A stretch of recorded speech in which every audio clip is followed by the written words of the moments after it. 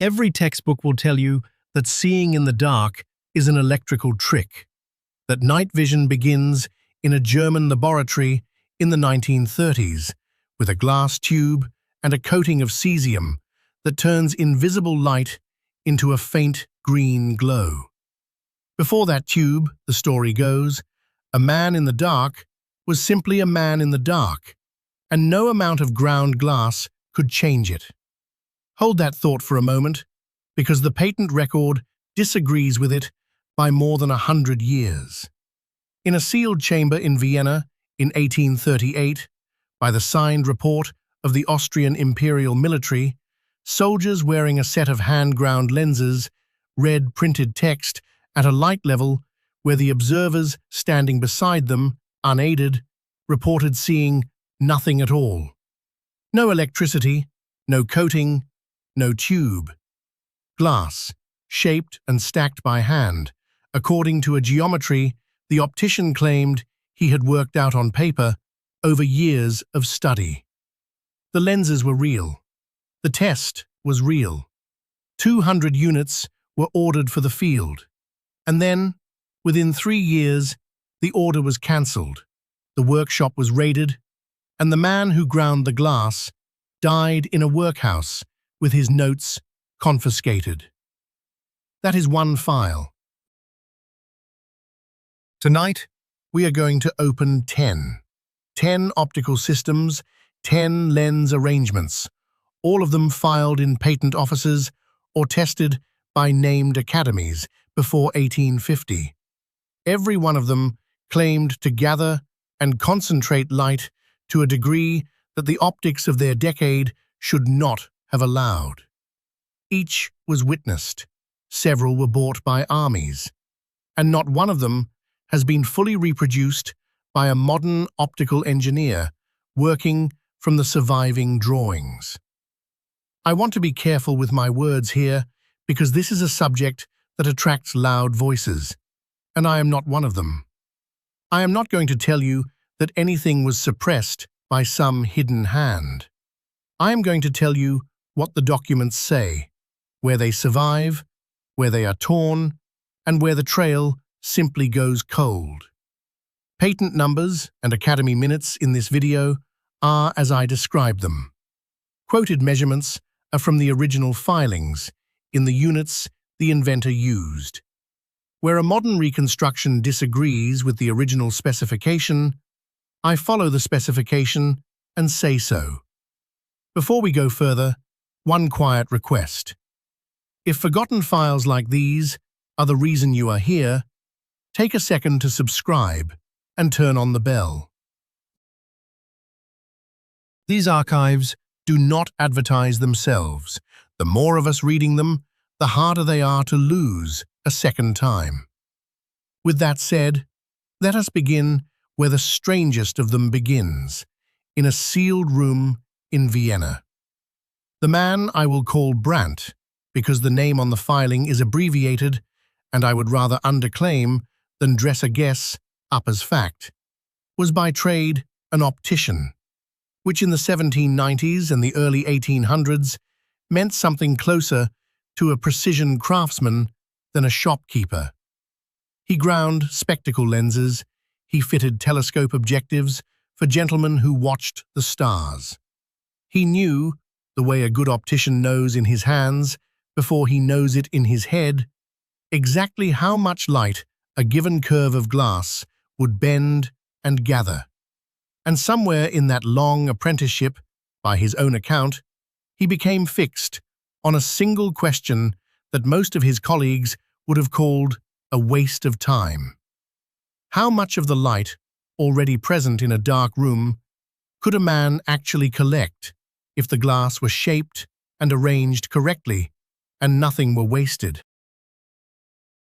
It is worth pausing on what that question even means, because it sits on the edge of a real physical limit, and Brandt seems to have known exactly where that edge was. There is only so much light in a dark room. A lens cannot manufacture light. It can only take the photons that are already there, scattered and thin, and bend them so that more of them land on the same small patch of your eye than would have landed there on their own. Gather enough of the scattered light onto a small enough point, and a scene that looked like featureless black to the naked eye can resolve into shapes, edges, even text. Modern astronomers do exactly this with the great mirrors of their telescopes. They are not amplifying starlight. They are catching more of it than the human pupil ever could, and pouring it onto a single point. Brandt's claim, stripped of every later embellishment, was simply that he had built a handheld version of that idea, and that he had pushed it much closer to its theoretical limit than anyone believed possible in glass alone.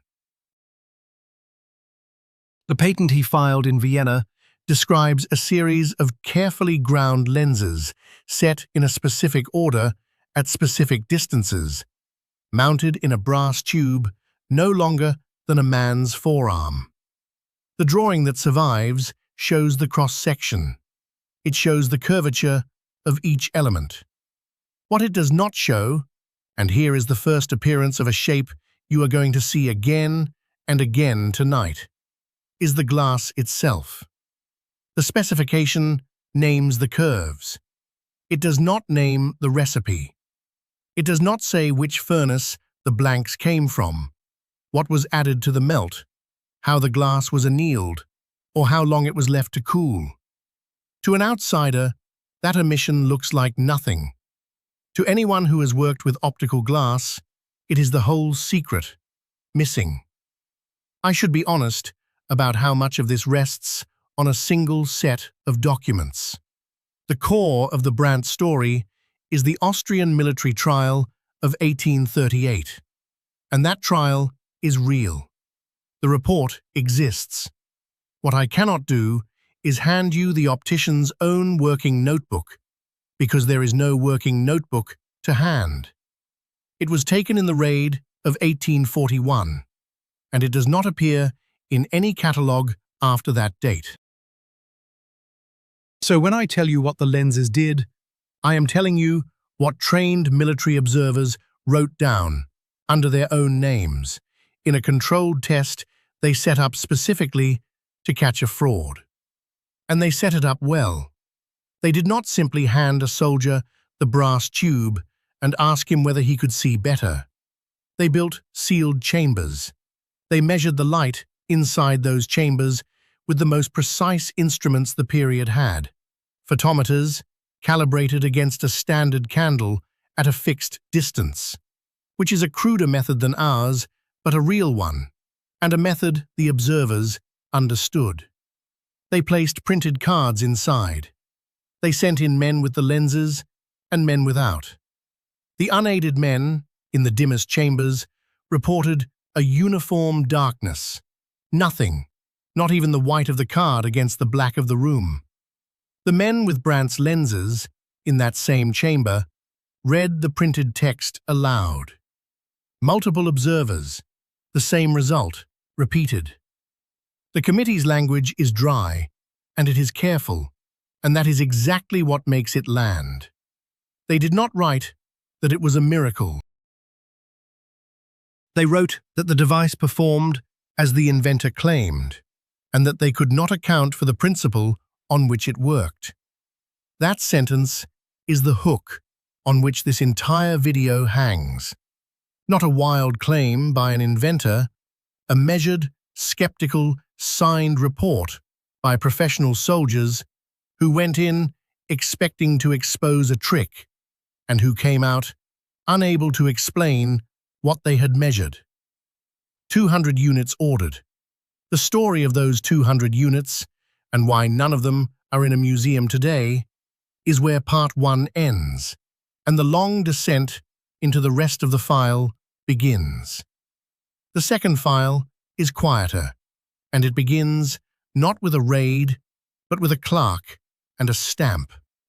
In the British Patent Library, there is a specification, filed in 1829 by a Cornish instrument maker I will call Trevelyan, because the surname on the filing is partly worn, and I would rather underclaim than guess at the missing letters. He was a maker of marine glasses, the heavy brass spyglasses a ship's officer kept in his coat, and his patent is for what the period English calls a night glass. Now, night glasses were not new. A good marine night glass of the 1820s already used a particular trick. It gathered more light than a day telescope by using a wide objective lens and a low magnification, because the less you magnify a faint image, the brighter each point of it stays. Sailors knew this. The Royal Navy issued such glasses. There is nothing impossible about a good night glass, and I want to be clear that the first part of Trevelyan's patent is entirely ordinary. It is the second part that is not. Trevelyan claimed, and the wording is precise, that by introducing a particular intermediate element, a thin lens of his own glass set between the objective and the eyepiece, he could roughly double the effective light gathering of a night glass of the same objective diameter. That should not be possible. The amount of light a telescope collects is set by the width of its front lens, and almost nothing else. A wider front lens, more light.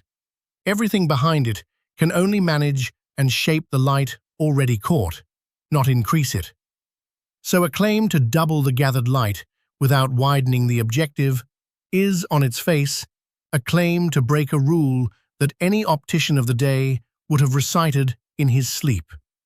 And yet, the night glass was tested.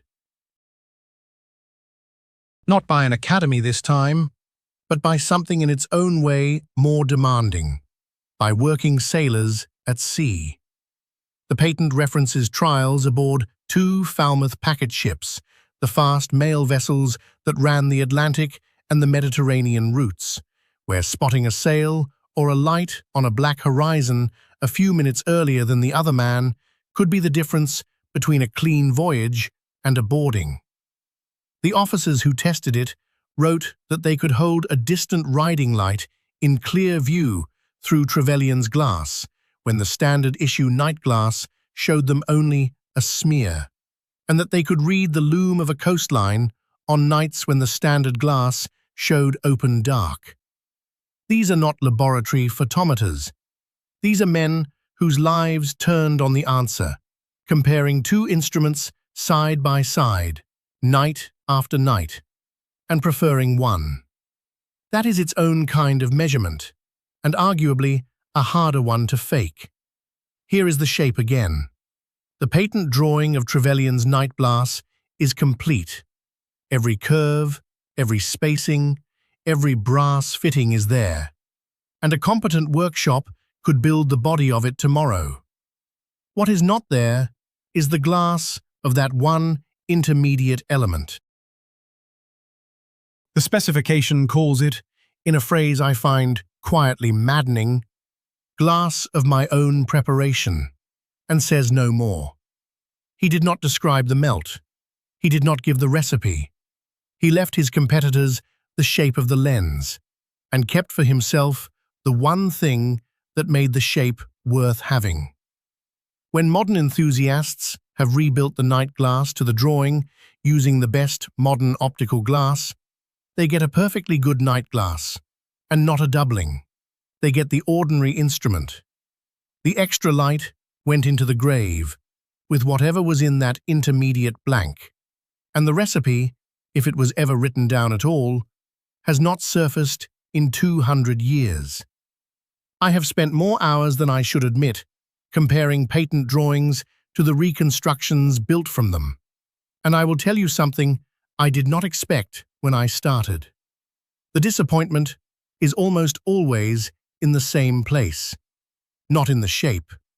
We are very good at copying shapes. The disappointment is in the material, in the substance the drawing cannot carry. A line on paper can say, curve outward by this radius. It cannot say, melt the sand with this much lead, skim the scum at this color. and let it cool for 9 days in the dark.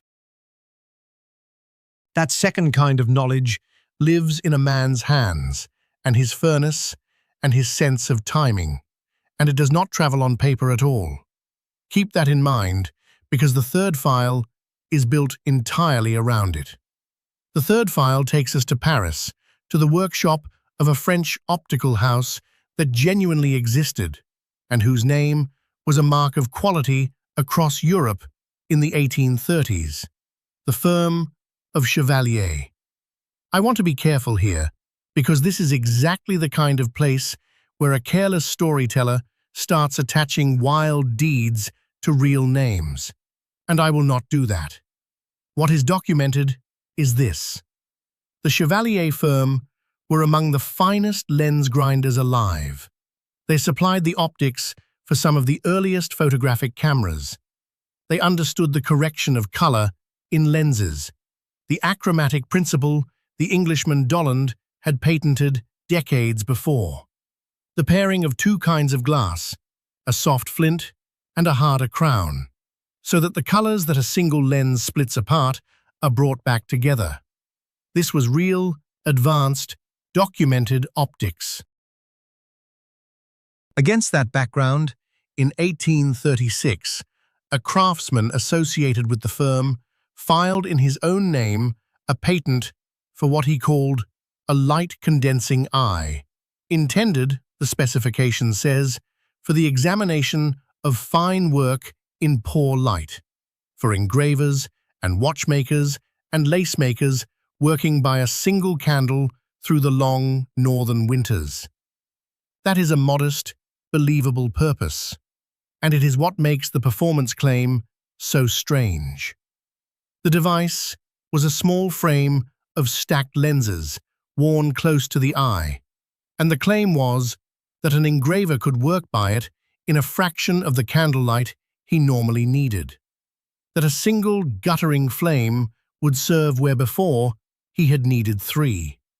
Now this, unlike a doubling of telescope light, is at least physically reasonable on its face.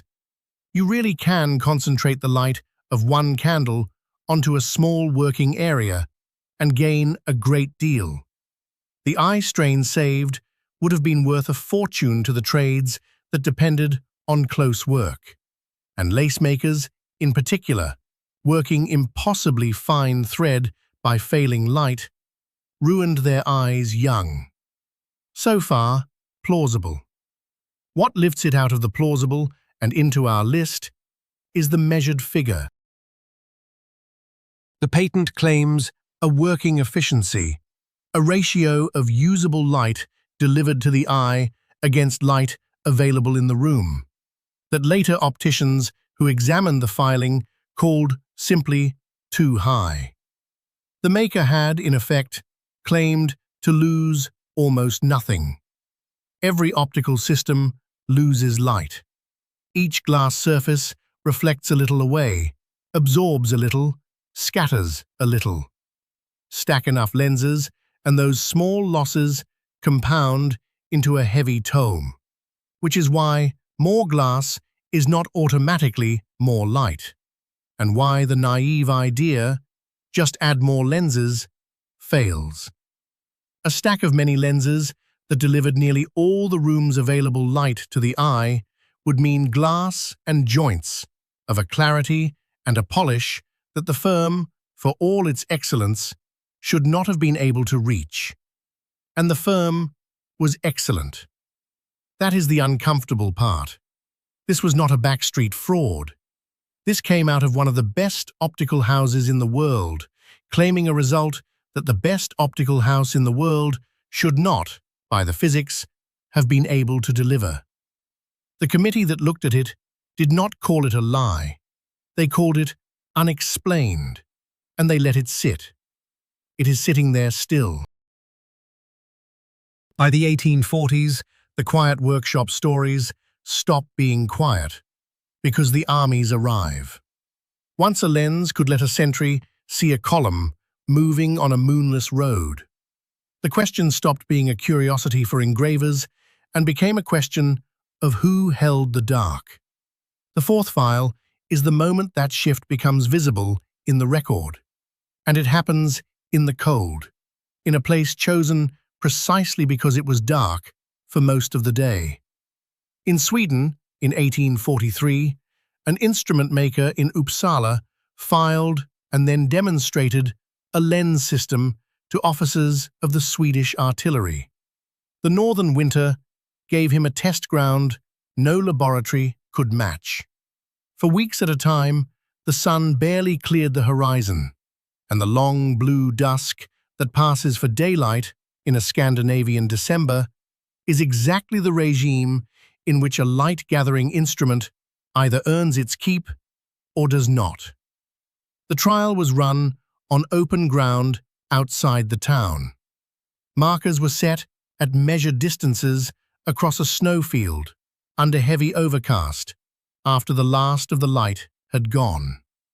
Officers with the instrument were asked to count the markers and to read range numbers painted on boards. Officers without it were asked to do the same. The gap by the trial record was not subtle. The aided observers read boards that the unaided observers could not even locate against the snow. Snow matters here, and it is the kind of detail that tells you the test was real, because snow is the cruelest possible background for this. Fresh snow under starlight already throws back more light than almost any natural surface, so the unaided eye is already getting all the help nature offers. To beat the naked eye against snow at night by a wide margin, an instrument has to be doing something genuinely efficient, not merely catching a lucky gleam. The Swedish officers recorded that it did. And then, in a turn you will be tired of by the end of this video, the maker died, in his case, of a lung complaint 2 winters later, and his furnace and his stock of prepared glass were sold to settle debts. The buyer is named in the probate record. The glass is not described. It was sold by weight, as cullet, as scrap. Somewhere, a glassworks melted down the one thing in the whole story that mattered, and made it into bottles.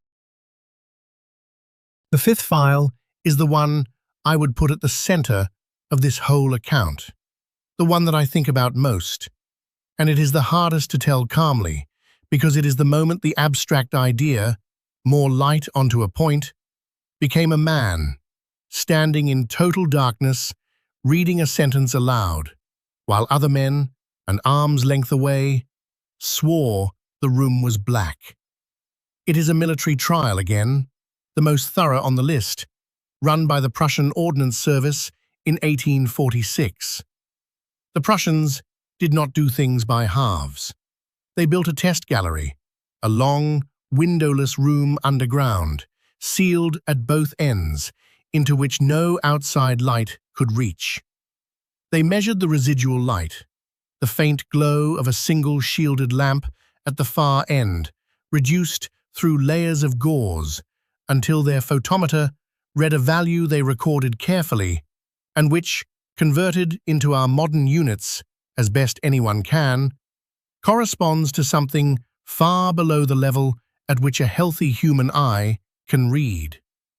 At that light level, the eye sees shape, barely, and no detail at all. Text is impossible. Everyone in that gallery agreed on that. The unaided observers confirmed it first. They stood in the gallery, let their eyes adjust for the full half hour that dark adaptation requires, and reported that they could make out the pale rectangle of a card on the far wall, and not one letter on it. Then the men with the lenses went in. The instrument was a binocular frame, 2 of the stacked lens tubes side by side on a brass yoke, heavy, awkward, by the description, something a man had to brace against his cheekbones. And the record states, in the flat, administrative German of an ordnance report, that observers using the apparatus read the test sentence on the far card correctly and without hesitation, at a light level at which the same observers, moments before, and without the apparatus, had been unable to detect that there was writing on the card at all. They ran it with different men. They ran it on different days. They changed the sentence so no one could have memorized it. The result held. I want to sit in that gallery for a moment, because this is the human center of the whole thing, and it is easy to lose it in the photometry.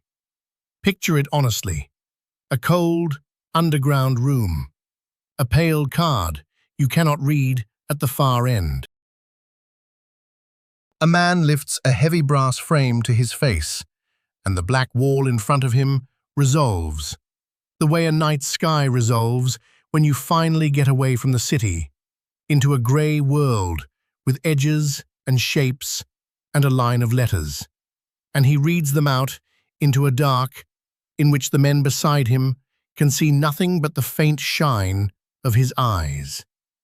Whatever else is true or false in this video, somebody, in 1846, in a sealed room in Prussia, with no battery and no coating and no electricity of any kind, by glass alone, was given back a piece of the night.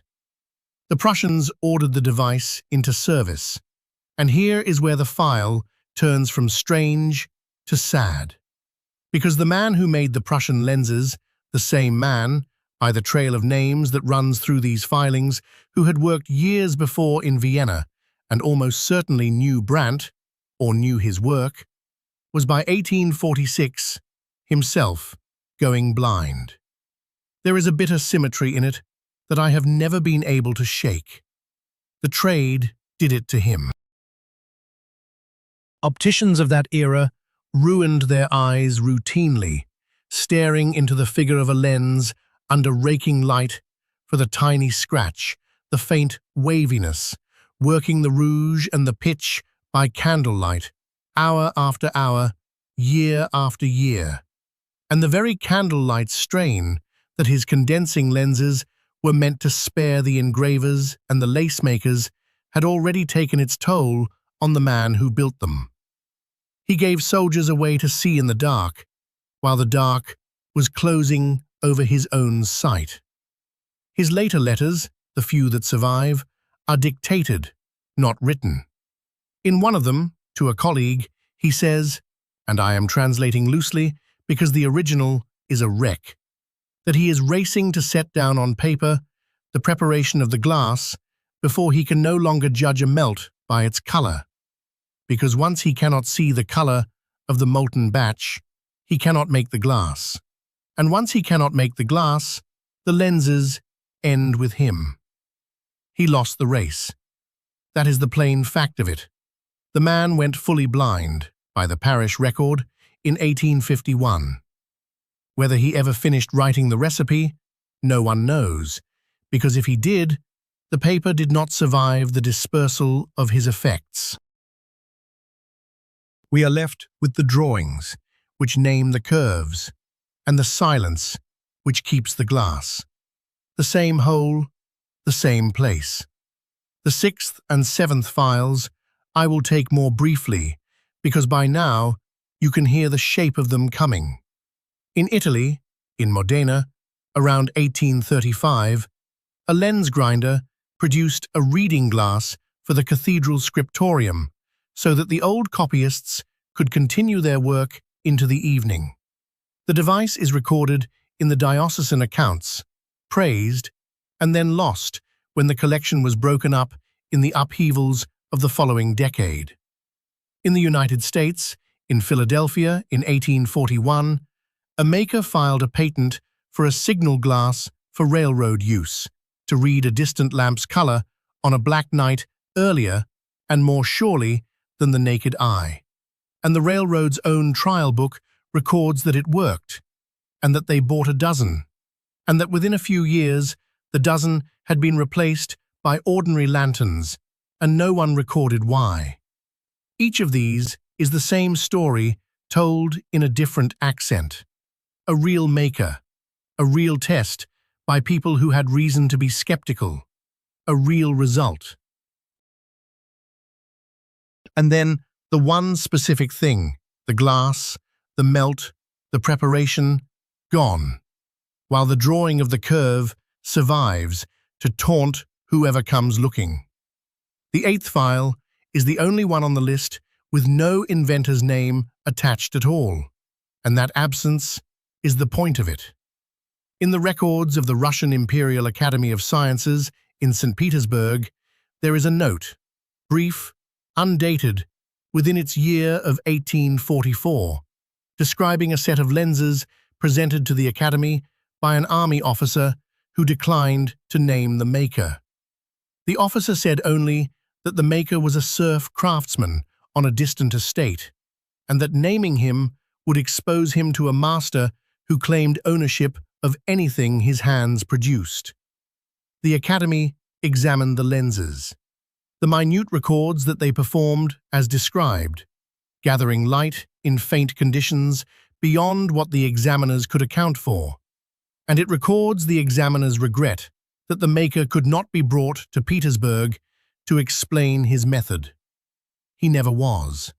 The estate, the master, the serf, the furnace, all of it is a closed door. The lenses themselves stayed in the Academy's cabinet and are listed in an inventory of 1860 and absent from the next inventory taken after a fire. We do not even have a name to mourn.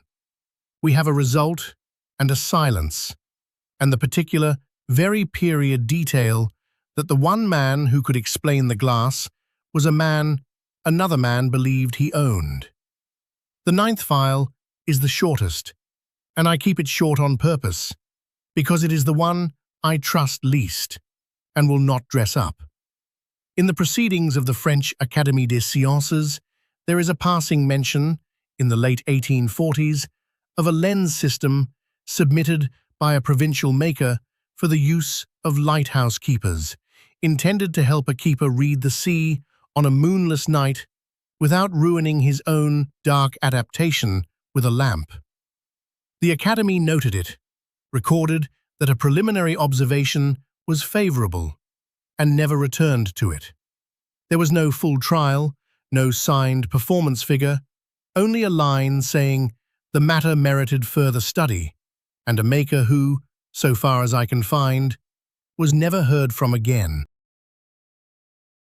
I include it not because the evidence is strong, but because the silence that follows it is the same silence that follows all the others, and a list that quietly drops its weakest case to look tidier is a list you should not trust.